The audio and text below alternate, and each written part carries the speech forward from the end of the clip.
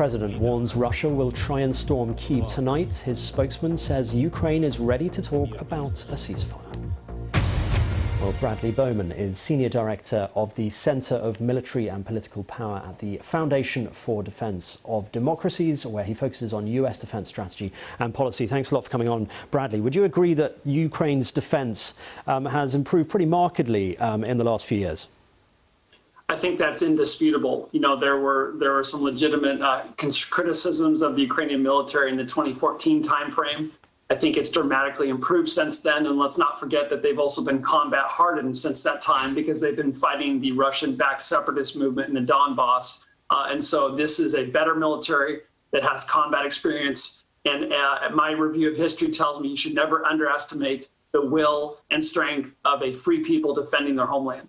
Absolutely. And do you think the longer this goes on and the longer maybe Russia's forces don't get the kind of gains that they were expecting to get, the worse it might get for Vladimir Putin, who might be expecting a quick win here, and yet you're getting sort of more stories of bravery and defiance from Ukraine's people who are staying to defend their country? Do you think it could be quite key, the fact that the Ukraine's military is so much better than it used to be?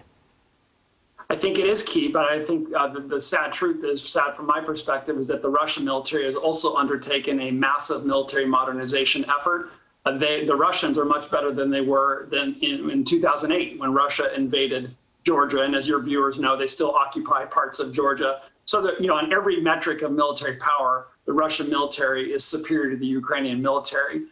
And we're only seeing roughly 1/3 to 1/2 of the Russian forces, by my assessment, that have been engaged. So there's a whole lot more Russian forces that can come in the coming days. But these first few days of conventional combat are going to be the best days for Putin. It's only going to get worse from here, because even if they overthrow the government and they install a Russian stooge in Kyiv atop the new government after the decapitation of the current government, that person's only going to be able to stay in power if Russian forces remain. If Russian forces remain, they will be targeted by Ukrainians who will not stop fighting. That's going to be more casualties going home to Russia. And the brave people in Russia who've been protesting will not be happy about that.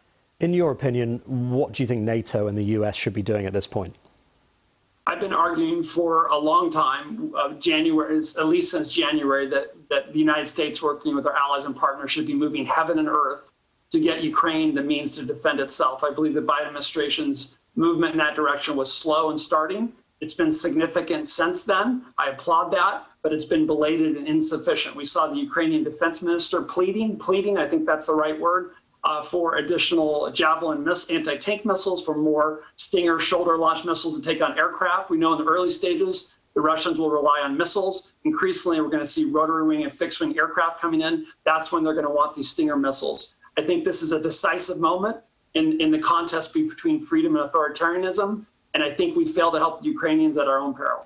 Briefly, Bradley, if you don't mind, do you think there's been enough consensus among Western countries? Are people working together? Are countries working together as much as they could be? I think some countries have been very impressive. UK, Canada, the Baltic countries. I've been a bit disappointed in Germany for a number of reasons we can talk about. But the bottom line is we need NATO unity and strength at this moment. This is one of the most significant test of NATO since 1949.